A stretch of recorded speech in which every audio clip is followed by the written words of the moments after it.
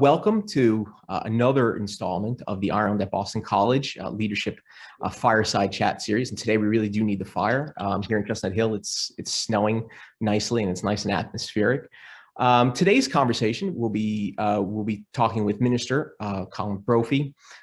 He's the Minister for Diaspora and the Department of Foreign Affairs, and we'll be talking about Ireland and global leadership. But before we introduce the Minister, I'd like to welcome our partner on this program, the Consul General here in Boston, Leisha Moore. Leisha. Thank you so much, Bob, for hosting us once again for this virtual fireside chat series. And I'm particularly pleased that on this occasion, we're going to be discussing diaspora and specifically Ireland's new diaspora strategy, because it is a subject that is so central to the work that we do here at the Consulate in Boston. And I think diaspora as well, I mean, it's so central to the founding mission and the identity of Boston College too, because Boston College, of course, over 150 years ago was founded for the education of Irish immigrants, and since that time, in all those years, it has maintained that really special connection with Ireland that remains to this day. Indeed, through engagements such as this. I know, Bob, you've had over the years, you've welcomed many Irish political leaders to Boston College. I'm delighted we've been able to continue this engagement, albeit in virtual form during the pandemic. And we look forward to the time when we can continue those in-person visits, and we can resume them when circumstances allow. But I mean, I could enumerate so many ways in which the consulate and in which Ireland connects with Boston College, and in so doing maintains that really important connection to our diaspora. You know, our political engagement through the Global Leadership Institute, for instance, our engagement with Boston College's wonderful Irish Studies program. We recently, you and I, Bob, had that interesting discussion on A Farther Shore, looking back at Ireland's decades of centenaries. We've had this ongoing conversation with Boston College Ireland and the Irish Studies program on the Irish influence, looking at how Ireland has shaped culture in the US and vice versa. There's so many ways, the exchange of academics, the number of Irish political leaders who have graduated from Boston College, the number of US prominent political leaders who've graduated from Boston College. It's just a really, really important connection, and I can think of no better place in the US to discuss diaspora strategy than Boston, and I can think of no better place in Boston than Boston College to have that discussion. And the global leadership, I know, is really interested in discussing how Ireland leads on the global stage. And when it comes to diaspora, because we have such an important diaspora, Ireland really aspires to show leadership in diaspora strategy. So I think this is a really apposite discussion.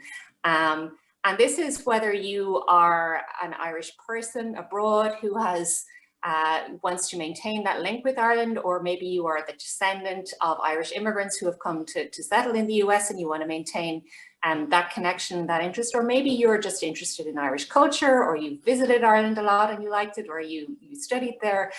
We take a really broad and inclusive view of the diaspora and how we should engage with the diaspora, because for us, engaging with our diaspora is absolutely central to everything we do when it comes to Ireland's place in the world.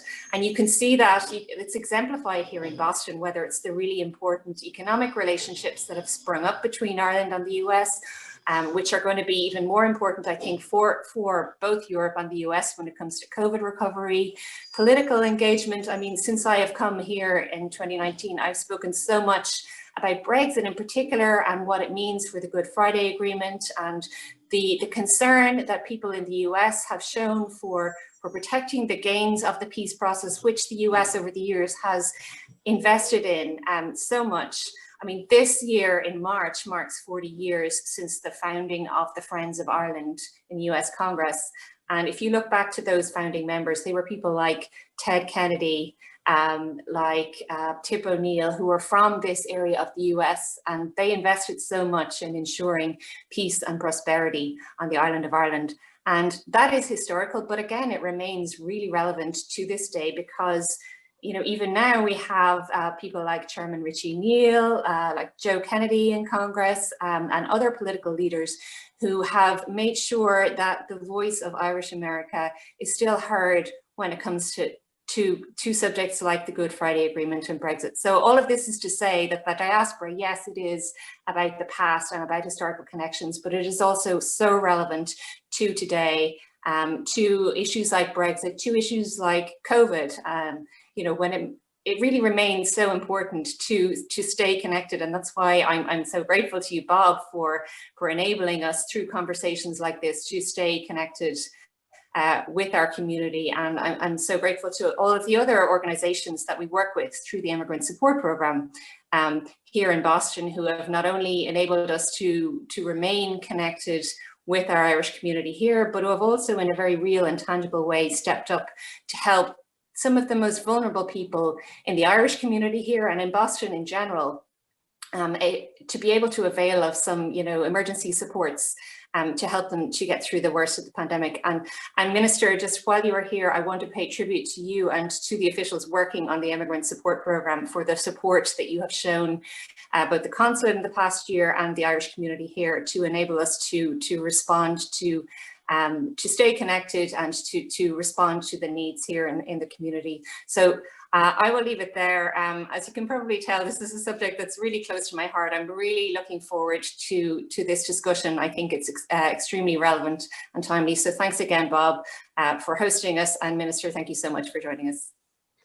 Thank you, Leisha, and thank you for collaborating with us on this project. It's a particularly exciting one for me to participate in. And I'm just going to, just 1 second, we just have a little technical issue here with one of the cameras. Anyways, we'll move on and that will correct itself here at some point. We are very excited to have this strong relationship with the consulate here in Boston and the Department of Foreign Affairs. It's the Boston College, as you noted, has a deep connection to Ireland, and working with Ireland and understanding Ireland's needs today and its impact on the world is of key concern to us here at Boston College. And it is that lens of Ireland and the United States together in the world that these programs take shape.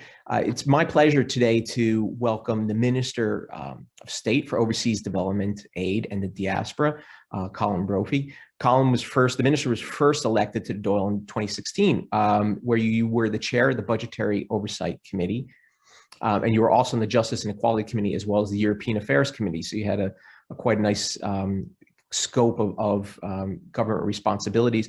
You first got your start in politics in 2008 when you were elected to the South Dublin County Council, and you're former president of the Irish Local Government Association. So quite a deep understanding of what is happening across Ireland. Of course, now you're working outside of the island of Ireland, and you're working with your communities spread around the world. Minister, maybe you could begin by talking with our audience a little bit about what it is your role entails and what your responsibilities are. I know that at this time we're in the pandemic time. Some of those responsibilities might be a little bit different than they would have formerly been. But it'd be great to hear from you. What it is you're doing and what you're focused on right now. And good morning to you, and I'm delighted to be able to join everyone in Boston today. Just before I get into answering your question, just to take a moment really just to echo the words there of our Counsel General Leisha in terms of the wonderful involvement and relationship which Boston College and Ireland have enjoyed, which is the Boston College and the Department of Foreign Affairs. And I know that very close link that you have with our consulate in terms of working on so many things. And it's right across Boston College through all the areas of it.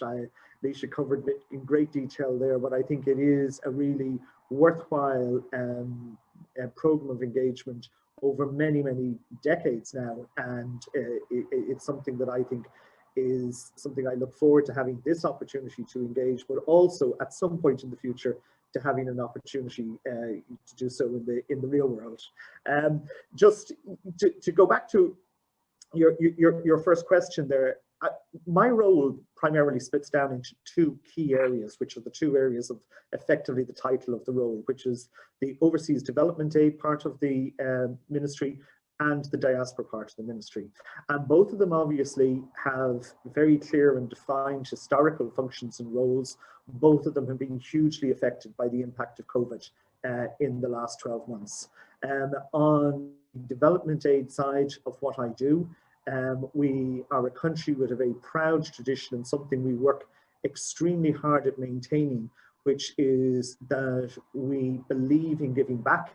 We believe in supporting development aid, and in doing so in a very ethical way. And we will continue to do that. But obviously, COVID has impacted how programs are delivered and how they work on the ground. And also, likewise, with the diaspora, I mean, one of the key things which a minister for the diaspora would historically or normally have done is that they would take the opportunity to travel extensively, to meet the diaspora around the world, and to have an opportunity to engage. I probably am unique in being the diaspora minister who has now been in office for over half a year, and I have not left the island of Ireland once. Apart from having the opportunity to use this new technology which we're using today, which I really think is transformative in terms of how things are going to go in the future, long after hopefully COVID is something that we look back and talk about rather than something we live through. I've had the opportunity to engage with hundreds of organizations right around the world who support and help the Irish diaspora, and to have this type of virtual engagement with so many people from so many different countries and backgrounds about the work that they have been doing in terms of supporting Irish communities right across the world, in conjunction obviously with our embassies and consulates. But it is amazing, I think, because that very strong way and spirit which Irish people have has absolutely come to the forefront. And for me as a minister who has had the opportunity to talk to and engage with so many people, it's wonderful to see that the community groups who we rely on right around the world to be the strength of how our diaspora work have been actually strengthened and have come together even more in this great time of challenge to support their own community and support their greater community in getting through this. So I would say the impact for me in a nutshell, COVID has impacted everything on both sides of my ministry, and I think it will have a complete restructuring in terms of the way in which we progress in the future.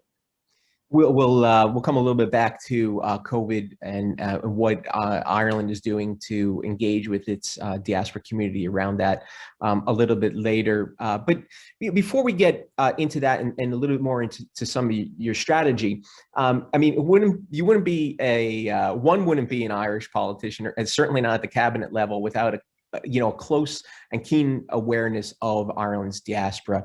If you're in government, without the pandemic, you're traveling at St. Patrick's Day, which is pretty unique here in the United States. It's would be unthinkable for senior political leaders to travel, say, on the 4th of July.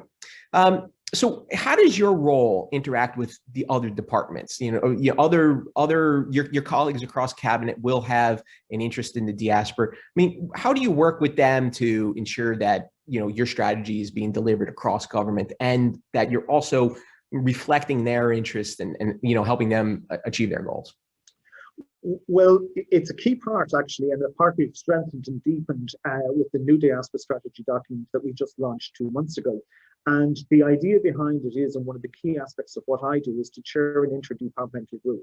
One of the things which I'm very focused on as the Minister for the Diaspora is to make it quite clear that for us, the diaspora is not just a part of one department. It is not just the Minister for the Diaspora in the Department of Foreign Affairs, that the diaspora is a total intergovernmental approach. And when you look at the areas which we want to work on and the areas which we want to prioritize, which is the whole area around education, it's the whole area around business and commerce, it's the whole area around strengthening the diversity in the terms of the outreach to the diaspora, That involves working with our colleagues right across government. It involves working with the education ministries. It involves working with the ministries in the commerce and economic areas. And so this interdepartmental group, which I chair, is very much going to be at the heart of driving that. So is that we want right across government, everyone to feel that ownership and to realise that part of their thinking, be it in terms of economic policies or be it in terms of openings that they're looking at in various areas, whether it's health or education, that always they should be looking at that and taking a context of the impact on the Irish diaspora and how that will affect our diaspora view. You just referred to the launch of the new Diaspora Strategy this past late fall, early winter. Global Ireland's Diaspora Strategy 2020-2025. It was quite a nice launch in both Ireland and here in the United States, of course, digitally. And at the core of that strategy, as you were talking about, are things like strengthening ties to education, business, diversity, and there are actually 5 objectives that are outlined there. I mean, how did your department come to develop that strategy, and how did you develop those areas as a priority of interest? What sorts of things did you do to come to that conclusion? Well, the key thing on that, and it's something I'd like to obviously pay credit and acknowledgement to my predecessor in the role, Kieran Cannon, is that we set out to look and communicate and engage with the diaspora and the diaspora groups right around the world, and to ask them for their input and their thoughts and their experience of being part of the diaspora and seeing what they wanted to see in a new enhanced diaspora strategy. So it was very much in terms of the art of having a very inclusive consultation over a period of literally over a year, in terms of taking their views on board about what they as the diaspora wanted to see and how they wanted to see what we were doing. Because one of the things we need to recognize, and I think be rightly proud of, is we have a very strong diaspora in terms of the work that's been done to date, but we wanted to deepen and strengthen that.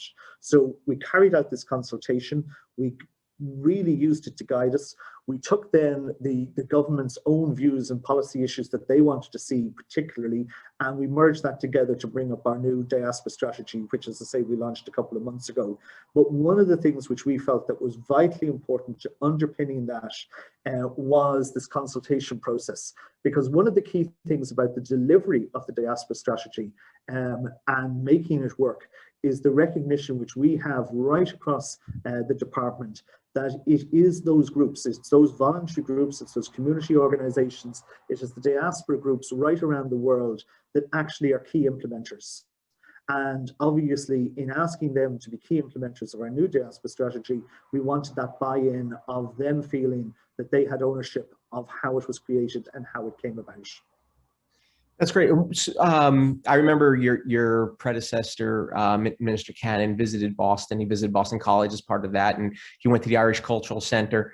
We had an event as well here in Boston for him with the Ireland America Science Forum on around St. Bridget's Day. What were some of the key things that the minister took away from those sessions? Obviously, there was a big focus on the power of Irish culture. And Minister Cannon, I think there's a famous video of him maybe playing the piano or singing down at the Irish Cultural Center. Well, there is, and I can assure you of one thing, that you won't see me doing that, because even my good wife, who loves me dearly, tells me that my singing voice would empty a room quite single-handedly. That it's one thing I should never attempt to do in public is sing. So I would be refraining from the singing side of things. But yeah, I mean, the key thing of what we were looking at doing and what we really felt was important was to look at the new aspects of the diaspora. So to build on the successful, and to say, right, well, what do we need to do? And there's a couple of key things that come out of that. There is a known association with the cultural side of things. There's a known association with the sports side of things, with the support, the wonderful, wonderful support that's there for the older community. But we also wanted to look at the future and deepening ties with the next generation of the diaspora, reaching out to part of the diaspora that didn't feel included in the traditional maybe homogenous view of what it was to be either Irish or Irish American or Irish European or Irish anywhere else in the world by descent. And we wanted to make particularly a strong emphasis on the diversity side. It was a case of saying, right, well, there were a lot of groups, maybe groups like Irish Travellers around the world. There could be groups who are the LGBTQ community. There could be groups in a whole host of areas which maybe haven't felt that the traditional Irish diaspora was for them and was inclusive. So we want to build on that. We want to get their involvement. That was one of the key things we took out of the consultation. And we also took out of it that one of the things we really wanted to do in strengthening and deepening the ties was to open up the ability of people to come back in and out of Ireland itself. So for younger people who might want to access education, who might want to have the opportunity to study in Ireland, to experience and get an understanding, even if their links to Ireland might be a tenuous link of multi-generational, but for somehow or other they have a graw inside them of a love for Ireland, and to give them that opportunity to be able to come here to work, to study, to experience it. This is the type of thing we really want to work towards developing. And we also wanted to work on a key thing, and I'm launching this year's one on Friday, which is to allow people come back into Ireland to start up business, to come back for the purpose of being entrepreneurs, of being people who can maybe take a level of knowledge and experience which they've gained by having left Ireland and coming back to it and bringing that back and using that back home. So there are historical things that develop that are barriers to doing that over time. And we're really focused now on looking at how you eliminate those barriers and how you really make that a very open and cohesive approach that makes people feel that they have those opportunities. And that's something that's going to be really at the heart of the strategy as well. That's really interesting. And, you know, the world, you know, the pandemic aside, is more mobile than it's ever been. You know, 2-3 generations ago, as you kind of alluded to, people maybe came in one direction and didn't return, but now people might return, and there might be people who are in the diaspora some of the time, and then in Ireland some of the time, and then back in the diaspora for some of that. I mean, how does your office deal with that huge kind of gamut of interests, you know, from maybe, you know, the traditional Irish and Irish American relationship to one that is you know, with the youth more mobile, it has maybe a different set of concerns. Is there a clash of policies or a clash of culture for you, or how are you able to kind of juggle those priorities? Well, it is a case of I suppose, being nimble and being responsive to what is coming into you. And there is huge differences between the type of experience that the diaspora have and want to get out of their engagement with Ireland, if they're located in the United States, or if they're located in the United Kingdom, or if they're maybe, as there now is, in the Middle East, or whether they're in Australia or New Zealand. So all of those engagements are different, and there's generational differences in terms of the way people choose to engage. So what we've done is we've tried to build in that flexibility. And you are right, it is a matter of balancing conflicting areas of demand and interest and everything. But what we've done, and I think very successfully, and mostly because of a huge amount of hard work by all the staff and the people involved in our various embassies and consulates all around the world, is to tailor the approach to wherever we are and saying, right, how do we build an experience? And we see that whether it's around events that are organized around St. Bridget's Day, or we see that whether it's events in Africa which are organized around coding and helping children remain in school, and with a particular emphasis on helping young girls and women remain in education in terms of how it affects their life, or whether it's in the United States, whether it's in dealing with issues around access to status and access to citizenship, or whether it's in the United Kingdom in terms of reaching out and dealing with the older Irish generational group who left Ireland 40, 50 years ago, and have, you know, a lot of issues which they like and want and feel, and we are there and want to support them on. So all of those are in one way competing interests, but we don't view them as competing interests. We actually view them as part of a full service, which is all equally as important in terms of how you respond to it, and makes up very much what is the diaspora work that the department does. That's interesting. It makes for a really distinctive job, I imagine, as minister, and a really diverse kind of set of interests and a group of people that you're working with around the world. I mean, as you mentioned, can I just, before you move, can I just take an opportunity, because you've said that at this point, to just say, and maybe I've alluded to it earlier, but I want to.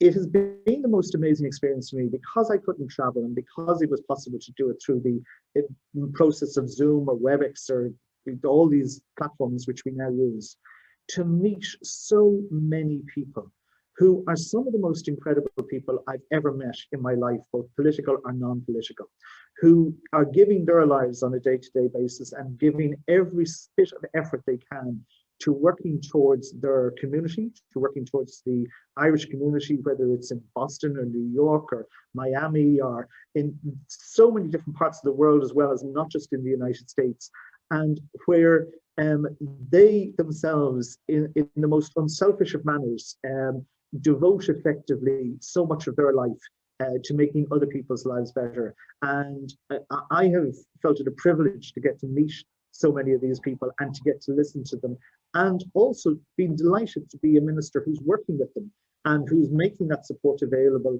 both in terms of the financial support we do, but also in terms of the on-the-ground support which we provide through our teams in the various countries. So it is important, particularly around the extra work they've taken on around COVID, just to thank all those people. I know a number of them will obviously be listening to us today, to thank them for the work they have done.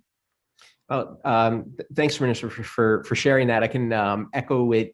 You know, not nearly on a grander scale as yourself, but here at Boston College, we do have collaborations around the world, and I'm always running into an Irish person who's beavering away at the end of the earth somewhere, and it's proved, I think, you know, quite valuable, you know, to our work here at Boston College, to have that global community. Maybe you could talk a little bit about the strategy and where you are in implementing it. I mean, it's you know, you're only a few months out from launching it, but you know, and we'll try to get a link to the strategy up here in the chat box in a moment. But there are clearly elements that you've already delivered and things that you're working on. Where are you in delivering that strategy? Well, I think that it's important, and you acknowledged it in the question that you were putting to me, that we are effectively just 2 months into the actual launch of it. So I think one of the key early implementation things that people will see is in terms of the way in which we will be providing funding in terms of the Immigrant Support Programme, and in terms of that range of projects which we support, we will be looking for people who are taking account of the new elements. So we'll be looking for increased, and have already started this process of looking at programs for increased support, who are taking account of the diversity elements, who are taking account of the new areas in terms of outreach, in terms of education, or in terms of people who are looking at some of the other parts of it. So it is going to see that change. We're very conscious of the fact we have a very strong, good working diaspora relationship there. We have a lot of organizations who have worked tirelessly and helped us build that. But over these coming years, we'll want to move quite quickly to making sure that how we're working for the diaspora reflects the new strategy. And that'll involve those key areas that we've already touched on. It'll involve a much greater outreach to the diversity of the new diaspora. It'll involve obviously making sure that people who have felt excluded or marginalized, people who've left Ireland in the past for reasons that they felt that Ireland didn't welcome them or want them to stay, that we reach out to them, and that we also build the new structure in terms of the barrier removal to allow people to come into Ireland to engage on both education and commercial grounds. So those are the first type of early priorities that we're starting to see movement on. You've been talking a little bit about mobility and just there about providing access for people from abroad to come into Ireland to study. How about the diaspora that has left? Many of them here in the United, or some of them here in the United States, might not be documented. Others will have an interest in continuing, a documented migration path into the U.S. Late last year, we spoke with the then special envoy, from the U.S. government to Northern Ireland, Mick Mulvaney. We spoke a little bit about U.S. immigration, and he indicated that Senator Tom Cotton was the primary barrier to the passage of the E3. The E3 is mentioned in the Diaspora Strategy. It's something of I think of interest to people here in the U.S. What are your what's your strategy around working with Congress to either see the E3 visa extended to Ireland or another mechanism that would allow for documented Irish immigration to the U.S.?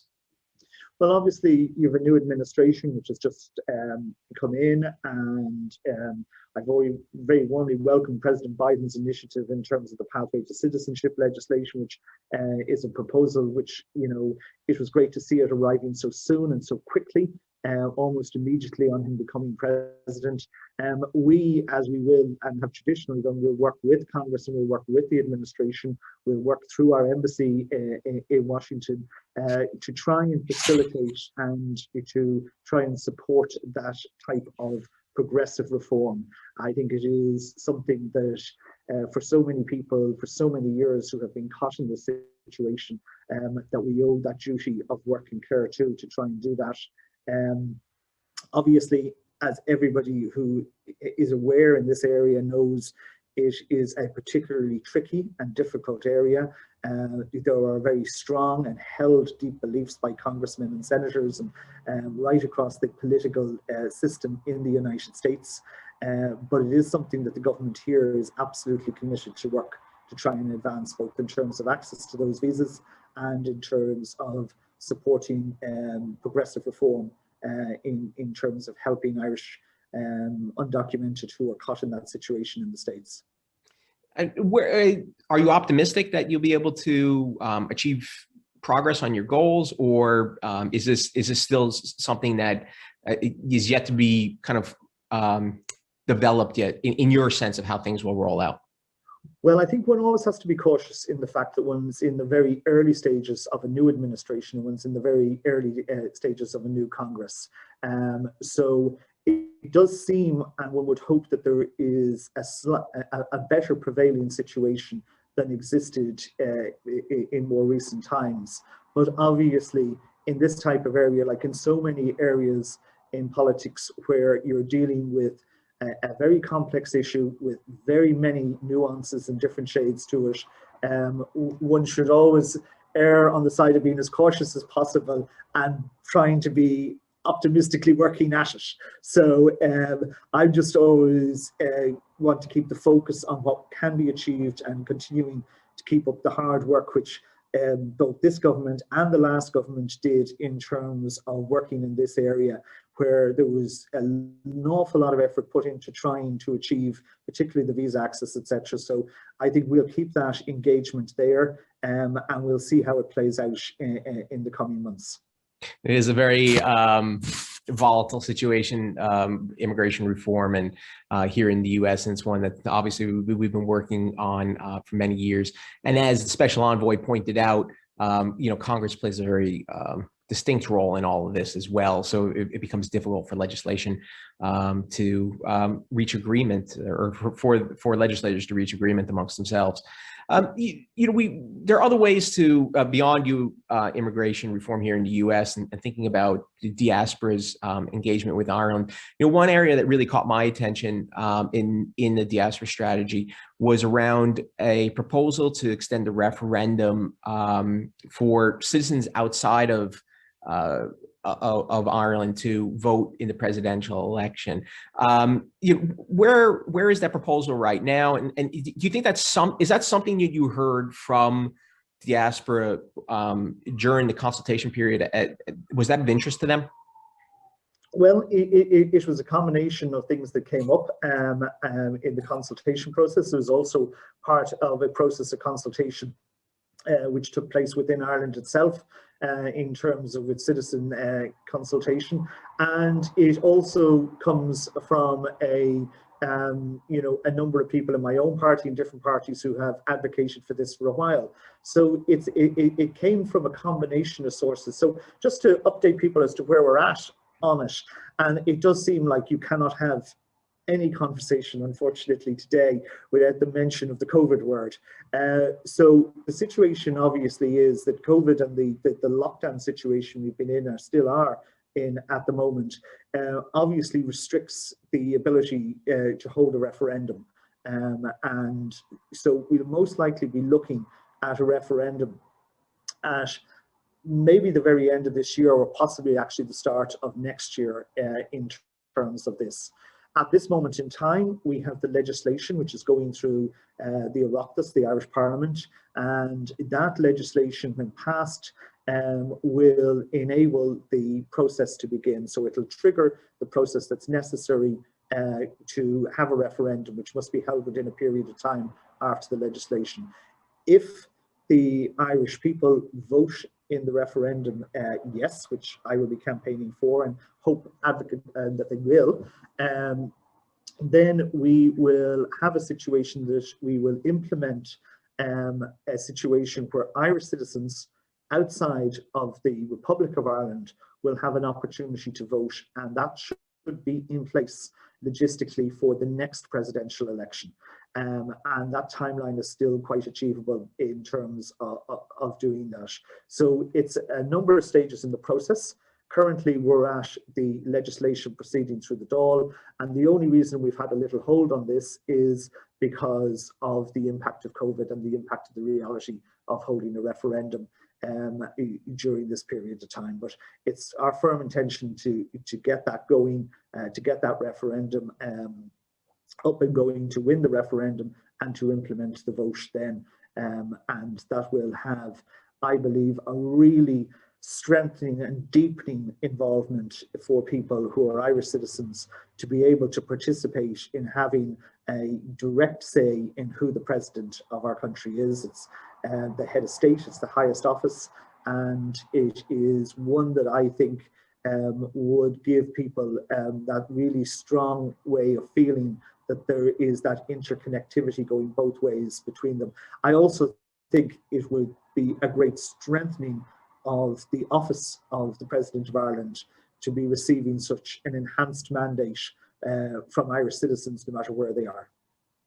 Of course, Americans or U.S. citizens, when they travel or live abroad, you can still vote in elections, although most tend not to. But it will be really interesting to see a presidential election, a campaign organizing its debates in a way that the time of the debate makes sense for everyone around the world. I'm going to enjoy seeing that as it rolls out. But of course, as you say, it will change the nature of the relationship between Ireland and its diaspora. Suddenly, the diaspora may be involved in those discussions about the presidency in a new and different way. It may increase involvement in or interest in Irish politics or other Irish affairs.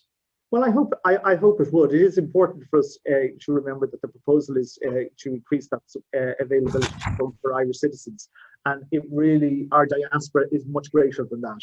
Our diaspora is, and this is one of the things we want to make sure that we can grow. Our diaspora is everybody from people who are Irish citizens through to people who've never actually held citizenship but are second, third, fourth generation, and also through to just people who feel an affinity for Ireland. I mean, in the engagements which I have been able to undertake, you meet so many people who, through connections they've had, either living here for some time or whatever, have built an affinity with Ireland and regard themselves as part of the diaspora, even though they're not an Irish citizen.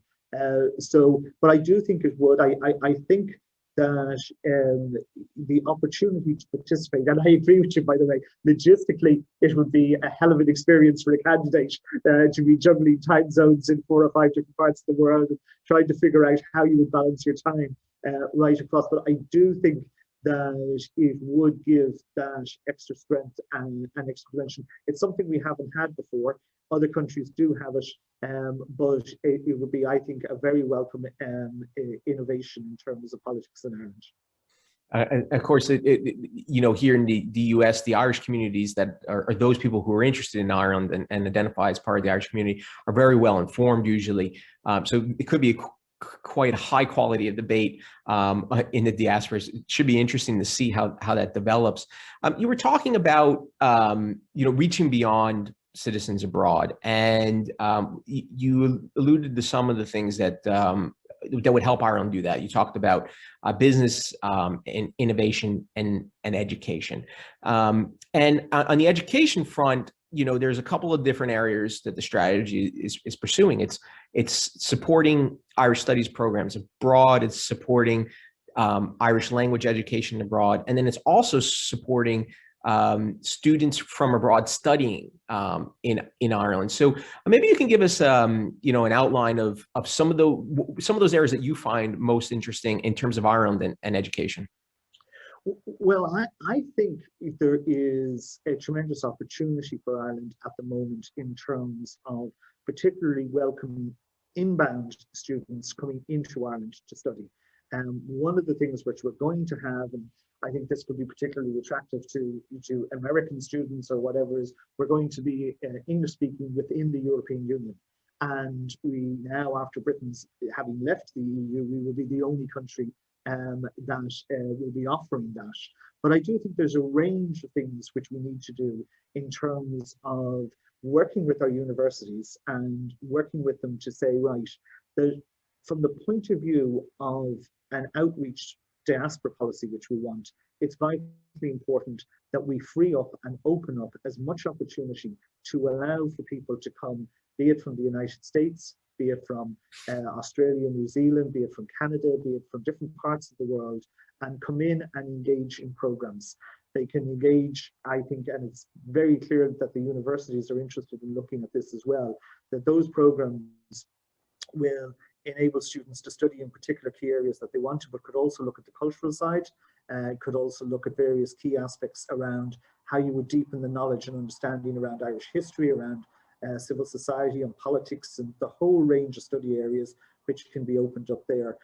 We already have quite a number of students coming in. I think, you know, I think it's 12,000 or so before COVID from the United States. It was one of the, you know, one of the more popular destinations. But I actually think we're only scratching the surface of what is the potential for this.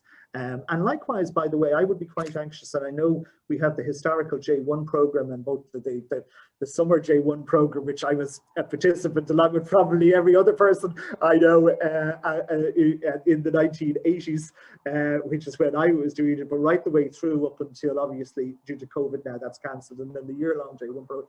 But I think we need to look at building relationships like that with other countries and encouraging that mutual engagement by people here in terms of reciprocal deepening that, because there's a vital, in terms of my thinking about this, it's absolutely vital that you build and strengthen relationships at people when they're in their education, younger part of life, in terms of then building and strengthening the ties between different parts of the world, different communities, and also critically in building understanding and building tolerance.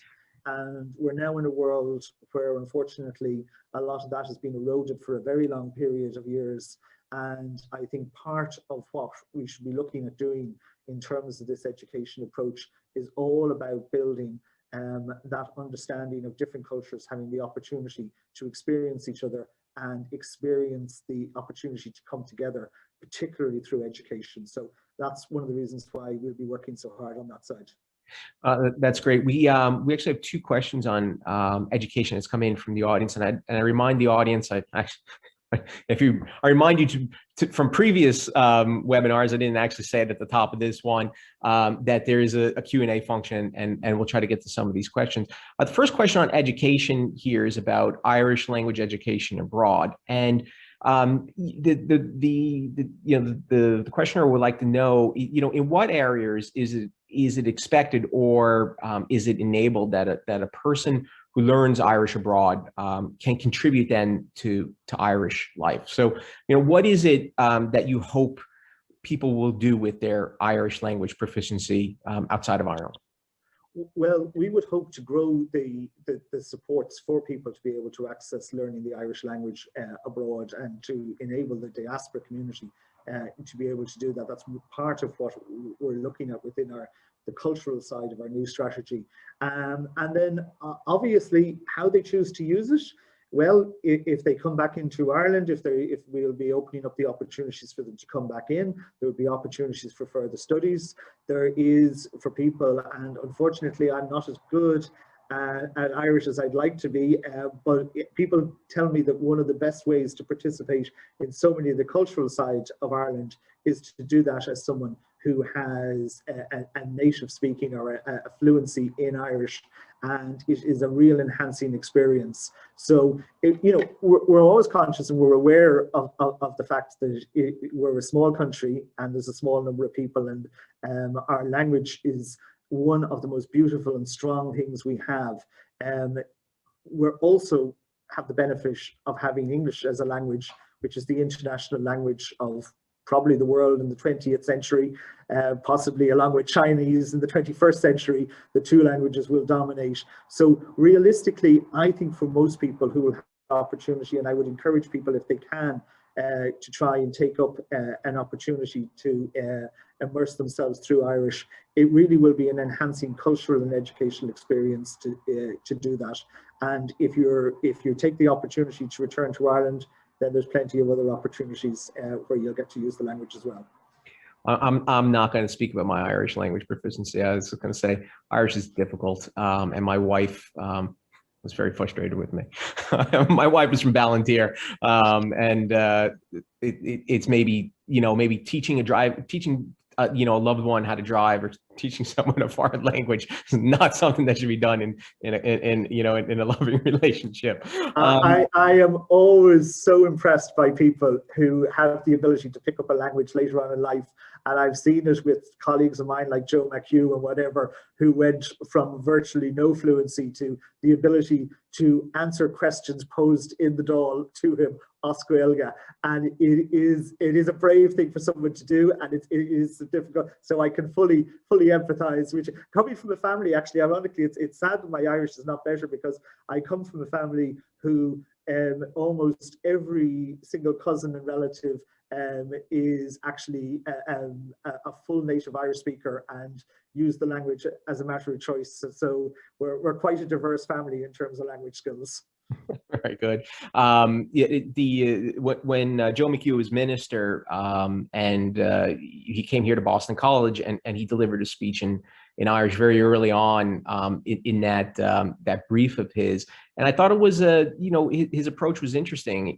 His appeal to the nation to come learn Irish with them. I thought I certainly empathized with it. But I to admit that Joe was actually a graduate of one of our programs. So he's a friend of Boston College, I'll say. There's another question here about education, and it is about research collaborations between institutions.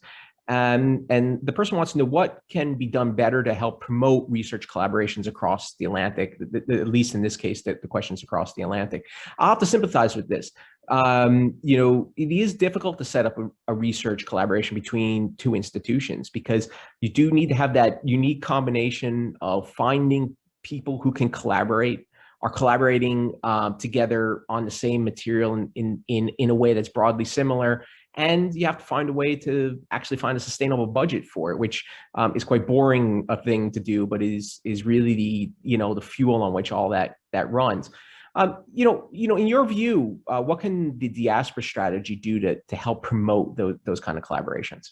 Well, it comes back to that central point I was making about the removal of barriers. Now, we actually have had some very good examples of collaboration between Irish colleges and American colleges, in particular, in terms of developing on the pharmaceutical side, on the medicine side, on the software side. And we have had some companies grow out of that, which have gone on to bigger and better things.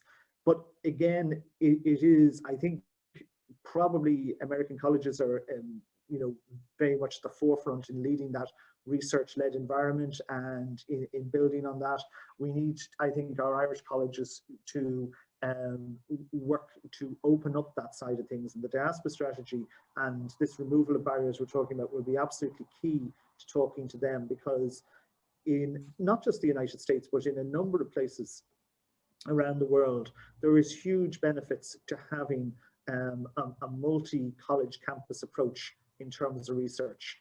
Difficult to put in place at the very start. If done correctly, probably leads to greater success. And I would see and hope that this would be really one of the key things we would look through in the research area, would be the partnering between different institutions, and certainly anything we can do to facilitate and aid on that is something we want to do. That's great. We'll be watching that closely here at Boston College. There's a question. Can I just say to you, I mean, on that research side, there's a lot to be learned about the wonderful work which Boston College has done historically in terms of the relationships, say, that you've built with universities and institutions over the many years that you've done this. So, as any college will tell you, it takes effort, it takes time, it takes commitment, but it's a really enhancing experience for both institutions involved if you build it. And I think a lot of the work that's been done in the non-research area in terms of deepening that relationship between third level university sectors can be taken into research as well. Oh, that's great. There are two questions that have come in on your role in diaspora policy, and one question here from Martin Russell.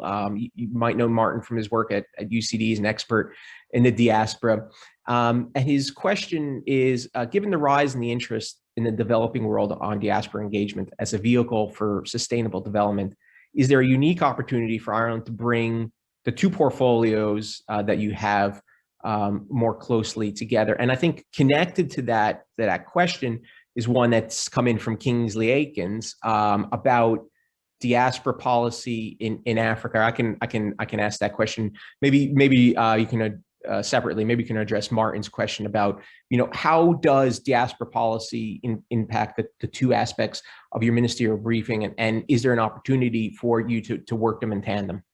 Well, I think yes is the simple answer, and the very quick answer to it, because there is a huge level of synergy.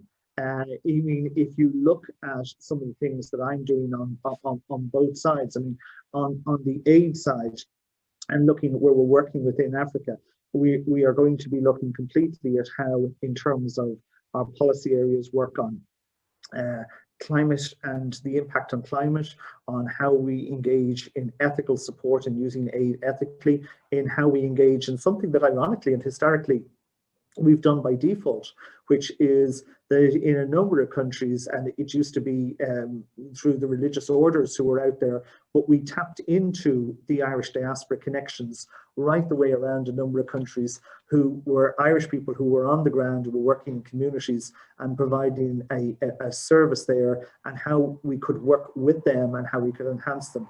And indeed, it has been one of the most helpful things in terms of generating a level of knowledge of what communities in different parts of the world, and particularly in Africa, were looking for. So the short, quick answer is yes. I think there's huge synergy between the two areas I have responsibility for. I think we will use the type of thinking that's both on the diaspora side to influence the aid side, and the type of thinking and structures we have in place in terms of how we deliver Irish aid, in terms of our thinking in our new diaspora strategy, so is that they complement each other. And while the extent of the Irish diaspora in parts of the world, in sub-Saharan Africa or whatever, is nowhere near as extensive as it is in other parts of the world, there still is, as I think we were saying, that I think you were referencing that no matter where you go in the world, you will find somebody who's Irish, and you will go down the longest river or up the tallest mountain or into the middle of absolutely, you know, a jungle, and yet you'll probably come across somebody who will say to you, but you listen, I'm from Tipperary, or I'm from whatever. And as people always say, Irish people then start that, you know, 3 levels of questions, how to interconnect their families or their whatever, no matter where they are in the world. So yes, we will be, and I will be doing that certainly within my role. That's great. And and Martin's question kind of goes on, and I think he raises a good point that is reflected in the Diaspora Strategy. He asked, you know, is there an opportunity for Ireland to become a global center for excellence in teaching diaspora engagement? And I think I think the strategy goes in that direction. Yeah. Yes, again, it's the simple thing. I think we are effectively world leaders in this area. We have so much, as I said, to be proud of in terms of what we've done over the years in Diaspora Strategy, and in all the people who've held this ministry before me, in terms of the fact of the desire to reach out and engage and to recognize the fact we're quite unique in some ways, in that for the size of our country, the disproportionate level of our diaspora around the world is probably unmatched nearly, and that is something that, you know, we need to ensure that we not only use the benefit of in terms of what they can contribute back to Ireland, but also that we ensure that we can support people who are part of that diaspora, who need to feel that connection back to Ireland, and that they have a tangible involvement with Ireland. And that's the type of 2 key things that we need to be always conscious of when it comes to the diaspora. There's a great benefit to Ireland in having that diaspora, and so many people who are so proud of their Irish heritage, but there's also an obligation on us to be supportive and engaging and outreaching, particularly to members of the diaspora who feel that they haven't had that in the past.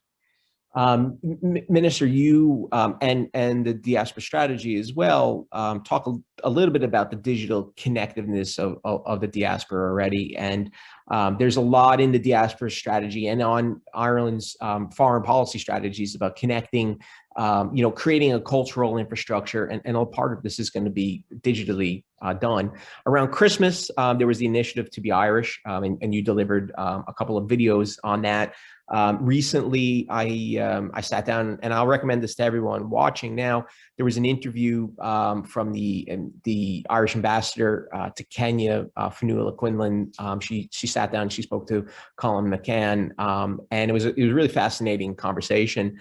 And Colm was talking about the importance of bridge building and the way diasporas operate in 2 directions. It's just not about the diaspora giving back to Ireland, and it's also about Ireland giving, you know, back to the world. I mean, what are some of the, you know, the digital initiatives that we can see as part of this, you know, or that you plan to develop in the near term, and to develop these bridges and this 2-way conversation? Well, just to say to you, thank you for your kind remarks around To Be Irish. I mean, since I was made minister, it's one of the things that I'm extremely proud of. It was, I always remember it was an idea. I was chatting to my wife one evening and talking about the fact that so many people wouldn't be able to come home, and, you know, that there must be something, and that evolved into To Be Irish. It was a lot of great work done by a lot of people here in the department, and a lot of people who supported us right around the world in making it happen. What it did was it showed, I think, one of few positives that you can say that has come out of the COVID year, which is that we now have a new way of thinking and a new acceptability around using virtual communications, using platforms which people didn't really engage with to the same extent. It's hard to believe, but 12 months ago, not everyone in the world knew what unmute your mic was, and you know that Zoom wasn't something that was on a camera and was actually how you held a meeting. So it is something that we will really be developing, because I think that while, and I'm very optimistic that by the end of this year, we'll be in a completely transformative world in terms of COVID and its impact on the ability to meet in the real world. I think what we've learned out of this experience is that you can strengthen and deepen the relationship and we want to be at the forefront in the providing that to the diaspora. I mean, just to give you, some examples of what I'm talking about. When I talk to business support networks who are in Boston or in New York or who are in Los Angeles, and they're talking about the fact that the way they used to approach it was, you'd have a Monday morning networking meeting that you'd have it at 7 a.m. You'd have a speaker talking about whatever, and they'd come into a room and you'd have maybe 15, 20 people in the room. When they went virtual, it suddenly opened up a whole world to them. First of all, the access to speakers from different parts of the world to participate in your meeting, the access of being able to keep the local, but also expand and have a much broader reach, to make what was a more closed event become a truly open event. And there are so many examples of that we can use within business. We can also take that experience, though, on the cultural side. And what we wanted to do with To Be Irish was really to allow people who couldn't, because that's 700,000 people come in and out of Ireland over a normal Christmas year, and to allow a percentage of those people to have an opportunity to engage with things that really are Irish around Christmas, and be that on the cultural side, be that on the entertainment side, or just something as simple as looking at the Christmas lights in the nearest town or city to where they grew up or where they lived. And it really is our intention to build on that. We're looking at projects around the virtual St. Patrick's Day world that will exist this year, and how we can help the interconnectivity around that, because for most people now, no matter where they are in the world, St. Patrick's Day will be a virtual event. The traditional parade, the traditional get-together won't be there. And that's a huge part, particularly in the United States, of the Irish diaspora community's year. It's a huge part, not just on the sociable side, but also commercially for so many of the organizations in terms of supporting themselves. We'll be there helping them on that, and wanting to ensure that whatever the virtual way in which that progresses this year, that we can allow people engage, and again, having that recognition that it doesn't have to be limited at your traditional boundary, that this is a great opening up in terms of what you get through these type of virtual platforms, and we want to see that and make a real success of it. Oh, that's excellent. We will welcome you though, the Boston College, at some point. Looking forward to it. And we really enjoy showing you how the school has built itself, and built itself in part around its connection to Ireland. And we have quite a few physical assets here at Boston College for you to come visit. And we'd like to continue this conversation. I sense there's a lot more for us to talk about. We really didn't get too deep into business and innovation, an area I'm particularly interested in. But maybe when you come out to Boston College in person. I want to thank you, Minister, for joining us and taking a little over an hour of your life out of your life to speak with us this evening. I want to thank all the attendees for joining us once again. Really, it's a pleasure to welcome you here, and to have your questions and your engagement. These events wouldn't take place without you. So thank you very much. We do have two further webinars scheduled. We have one on Friday at noon with the presiding officer of the Scottish Parliament. And then on the 24th of February, we'll be welcoming Professor Ian Greer, the president of Queen's University Belfast. Minister, thank you. Finally, actually, I should say thank you also to our CG here in Boston, and the team here for facilitating this. Leisha, thank you for your time and energy. Again, Minister, thank you very much. Thank you very much. It was an absolute pleasure. I'm delighted to do it, and look forward to doing it in a virtual and, most importantly, in a real world capacity as soon as it's safe and possible for us to do it. So thank you very much.